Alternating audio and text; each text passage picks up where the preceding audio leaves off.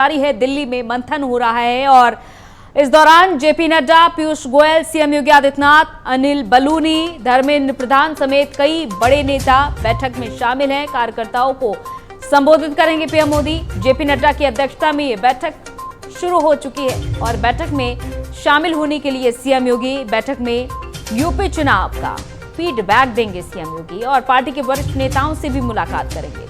BJP कार्यकारिणी की बैठक की बड़ी बातें आज की हम आपको बताते हैं। जैसा कि सबसे पहले प्रदर्शनी की जो शुरुआत हुई और पीएम नरेंद्र मोदी के 7 सालों की जितनी भी कल्याणकारी योजनाएं रही वो एक तरीके से प्रस्तुत की गई। इस प्रदर्शनी के जरिए तमाम कल्याणकारी योजनाएं, महिलाओं के खातों में पैसे ट्रांसफर किए गए थे हाल ही में, और कोविड के खिलाफ जिस तरीके से संकल्प रहा, और हमने ये भी देखा कि वैक्सीनेशन के आंकड़े को पार किया, यानी कि 100 करोड़ का जो आंकड़ा था वो पार हो चुका है।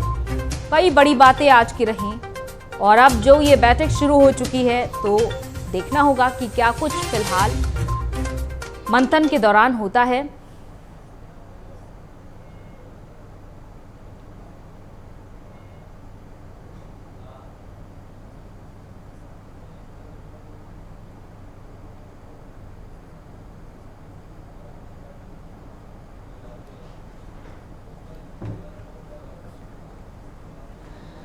तो सीएम धामी जैसा कि देहरादून से वर्चुअली जुड़े हुए हैं, 5 राज्यों की चुनावी रणनीति पर मंथन जारी है। खराब प्रदर्शन करने वाले एमएलए का टिकट कट सकता है। फिलहाल आज जो बैठक हो रही है इसमें बड़े फैसले लिए जा सकते हैं। विधायकों के प्रदर्शनों का मूल्यांकन भी हो सकता है। यूपी चुनाव पर फोकस रहेगा।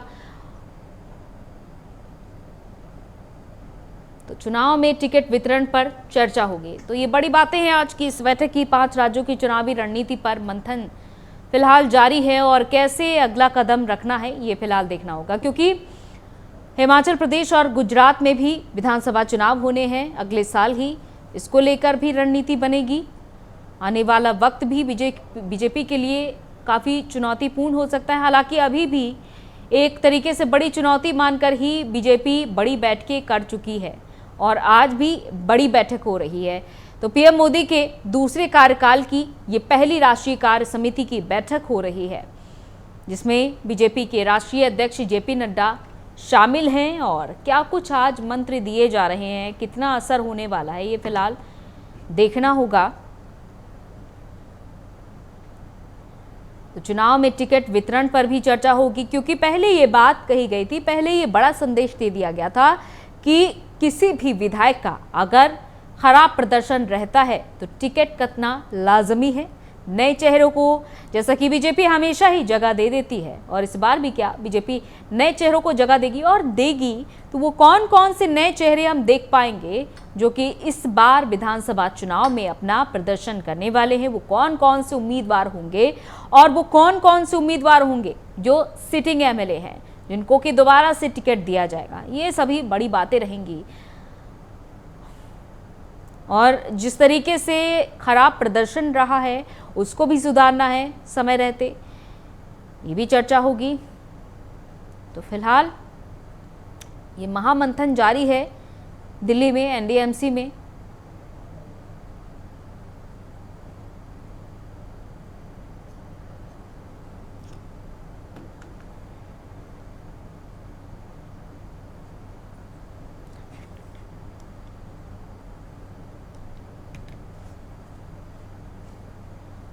तो 5 राज्यों में होने वाले विधानसभा चुनाव को लेकर आज चर्चा हो रही है। तो स्नेह कमल हमारे संवाददाता दिल्ली से हमारे साथ इस खबर पर जुड़ चुके हैं। स्नेह कमल, आज ये बैठक हो रही है, मंथन हो रहा है, फिलहाल अभी तक आपके सामने क्या अपडेट आ रही है? जी अंजलि, जहां तक अगर बैठक की अपडेट की बात करें तो अभी बैठक चल रही है।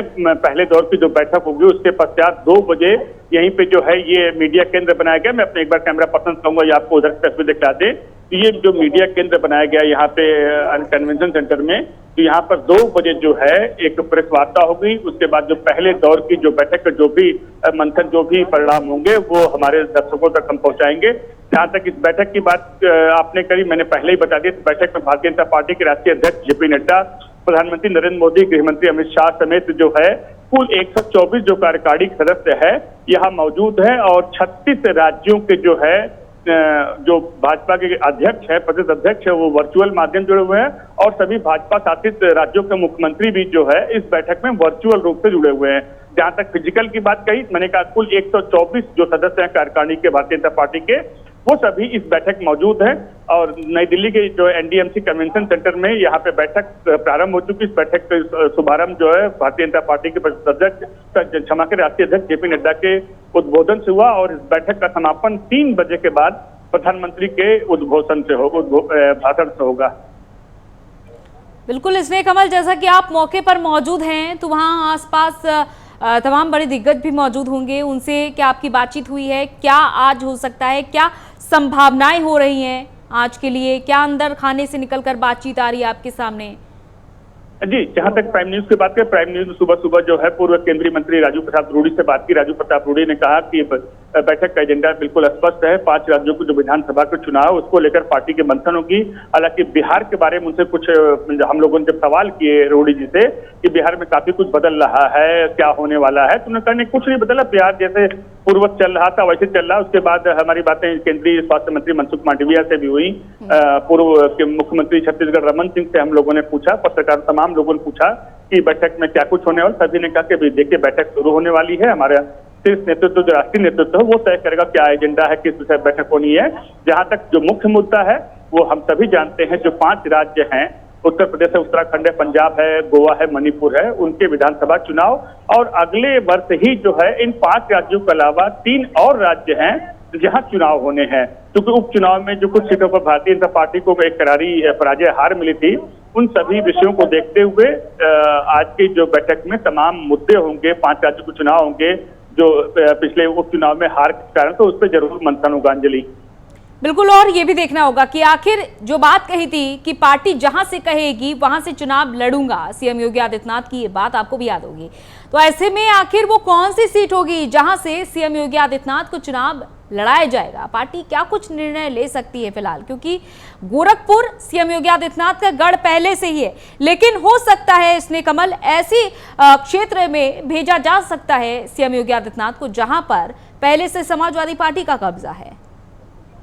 अंजलि, जहां तक अगर भाजपा के सूत्रों की बात करें, यद्यपि आपने स्पष्ट कहा कि योगी आदित्यनाथ का जो कार्यक्षेत्र है वो गोरखपुर है, लेकिन इस बार की जो संभावना है, जो हमें सूत्रों से खबर मिली है, हो सकता है योगी आदित्यनाथ इस बार अयोध्या के आसपास से, अयोध्या से विधानसभा का चुनाव लड़ें। हालांकि योगी आदित्यनाथ ने स्पष्ट कहा था जहां से पार्टी का शीर्ष नेतृत्व तय करेगा मैं वहां चुनाव लड़ूंगा, लेकिन जो भाजपा सूत्रों से खबर मिली है वो ये है कि योगी आदित्यनाथ इस बार संभवतः अयोध्या से चुनाव लड़ सकते हैं।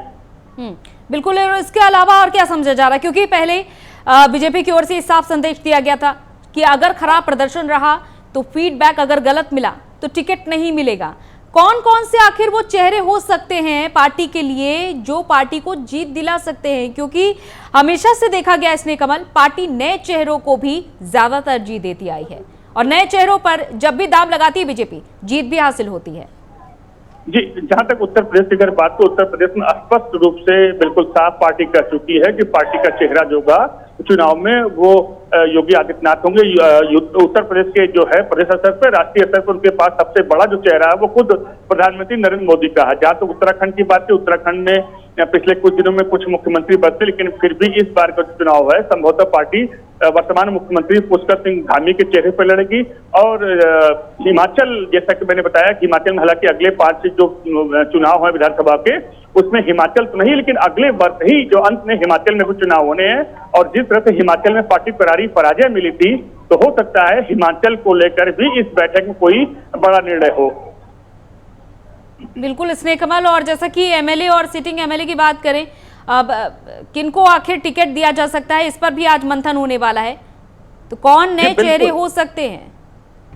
जी, ये तो अभी इस तरह की कोई पुष्ट खबर नहीं है। फिर भी जैसा कि आपने बताया कि ये बिल्कुल चर्चा काफी दिनों से है कि जिन पे पार्टी ने देखा जिनके जो कार्यशैली अच्छी नहीं है, जिनका फीडबैक अच्छा नहीं है, या जिनके बारे में कार्यकर्ताओं ने शिकायत की है कि ये जो हमारे जनप्रतिनिधि ठीक नहीं है, तो उनको लेकर जरूर पार्टी मंथन करेगी कि उनको टिकट दिया जाए या काटा जाए। तो बहुत ऐसे चेहरे होंगे जो पुराने चेहरे हैं, उनको पार्टी टिकट जो है काट सकती है। और हमेशा जो भारतीय जनता पार्टी का जो दांव रहा है वो नए चेहरे पर रहा है और नए चेहरों ने कई बार भारतीय जनता पार्टी को विजय भी दिलाई है। चलिए फिर बहुत बहुत शुक्रिया तमाम जानकारी के लिए स्नेह। तो ये देखा जा रहा है जो महामंथन जारी है बीजेपी कार्यकारिणी का, लगातार अपडेट तमाम हम आप तक पहुंचा रहे हैं और तमाम तस्वीरें भी हमने आपको दिखाई है, तमाम तस्वीरों से अब तक अवगत कराया है डिजिटल माध्यम से, जहां सीएम पुष्कर सिंह धामी जुड़े हैं और राजस्थान के पूर्व सीएम वसुंधरा राजे भी इससे जुड़ी हुई हैं। तो कुल 5 राज्यों के आने वाले विधानसभा चुनाव और उसके बाद हिमाचल प्रदेश और गुजरात में होने वाले चुनाव, तो वहीं 2023 में होने वाले विधानसभा चुनाव, 2024 का लोकसभा चुनाव, ये सभी मुख्य बिंदु हैं आज के अहम चर्चा का। और फिलहाल ये नज़र रहेगी कि आखिर उम्मीदवारों के नामों को लेकर जो चर्चा चल रही है, इसमें आखिर कौन कौन से उम्मीदवार हो सकते हैं जिनको कि टिकट दिया जा सकता है और कौन कौन से पुराने एमएलए हैं जिनका टिकट काटा जा सकता है। क्या किसी नए को जगह दी जाएगी और किसे बनाया जाएगा नया उम्मीदवार, ये फिलहाल देखना होगा। और किसके चेहरे पर आखिर चुनाव लड़ा जाएगा बीजेपी की ओर से। हालांकि उत्तर प्रदेश में तस्वीर साफ हो चुकी है, पहले ही ये औपचारिक ऐलान किया जा चुका था धर्मेंद्र प्रधान की ओर से कि सीएम योगी आदित्यनाथ के चेहरे पर ही उत्तर प्रदेश में चुनाव लड़ा जाएगा। लेकिन जब बात उत्तराखंड की आ रही है, पंजाब की आ रही है, मणिपुर और गोवा की आ रही है, तो यहाँ पर कौन होगा चेहरा? क्या उत्तराखंड में सीएम धामी ही सारथी के तौर पर नजर आएंगे आगे इस चुनाव में, या फिर कुछ और नया देखने को मिलेगा? क्योंकि बीजेपी की ओर से अभी तक कई बड़े फैसले लिए जा चुके हैं समय समय पर। तो तमाम अपडेट समय समय पर हम आपको दे रहे हैं। तो विधायकों के प्रदर्शनों का मूल्यांकन होगा। राष्ट्रीय कार्य समिति की जो बैठक हो रही है आज दिल्ली में, चुनाव में टिकट वितरण पर चर्चा होगी। और जो उपचुनाव में प्रदर्शन रहा है, राजस्थान, हिमाचल प्रदेश, पश्चिम बंगाल, इसको लेकर भी चर्चा होने वाली है कि आखिर किस तरीके से बीजेपी को यहाँ पर अपनी पकड़ को मजबूत करना है।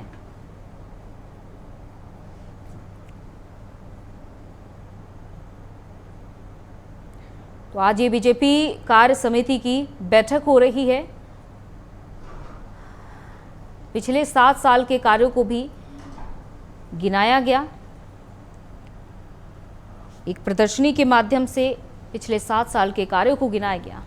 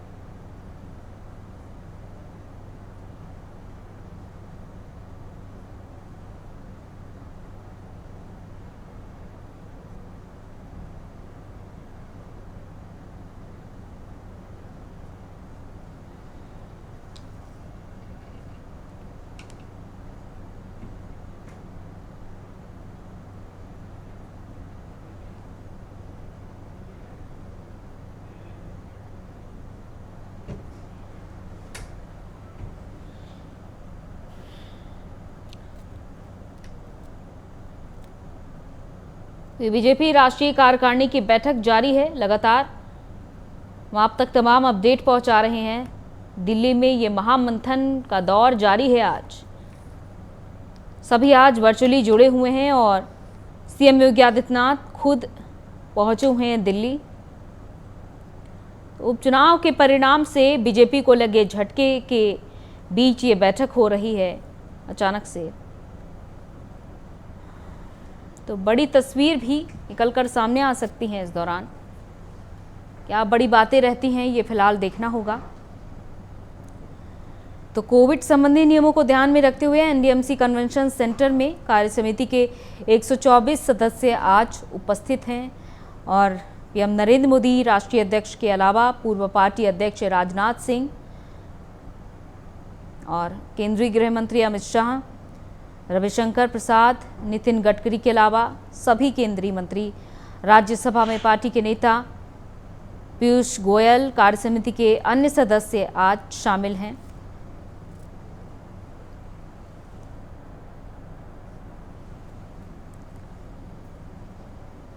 तो कई प्रदेश अध्यक्ष आज डिजिटल माध्यम से जुड़े हुए हैं और ये चर्चा फिलहाल जारी है। आज क्या विजय मंत्र दिया जाता है, ये इस पर फिलहाल नजर रहेगी। तो उपचुनाव में कई बार बीजेपी को अब तक झटका लग चुका है और इन प्रदर्शनों को ठीक भी करना है बीजेपी के लिए, ये एक बड़ी चुनौती भी होगी।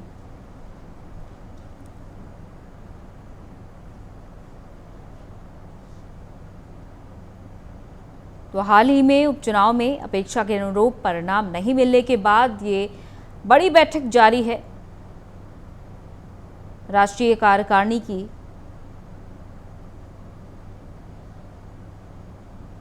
तो पहले ही जहां प्रेस कॉन्फ्रेंस के जरिए बीजेपी महासचिव अरुण सिंह ने जानकारी दी थी कि ये बड़ी बैठक जो हो रही है करीब 2 साल बाद हो रही है, प्रत्यक्ष रूप से हो रही है और बैठक में हाल ही में कुछ राज्यों में हुए उपचुनाव में पार्टी को लगे आघात को देखते हुए और 5 राज्यों के आगामी चुनाव को देखते हुए रणनीति पर विचार संभव है।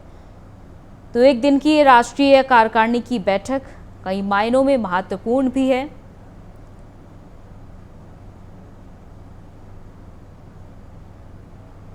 इससे पहले पार्टी ने राज्य इकाइयों को भेजे पत्र में कहा है कि कोविड-19 प्रोटोकॉल के मद्देनजर बीजेपी प्रदेश अध्यक्ष, राज्य महासचिव और उससे संबंधित राज्य के राष्ट्रीय कार्यकारिणी के सदस्य अपने अपने राज्य पार्टी कार्यालयों में वर्चुअल रूप से बैठक में शामिल होंगे।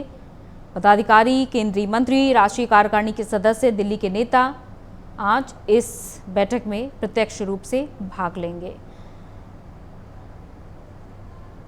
अगले साल विधानसभा चुनाव होने हैं पंजाब, उत्तर प्रदेश, उत्तराखंड, मणिपुर, गोवा।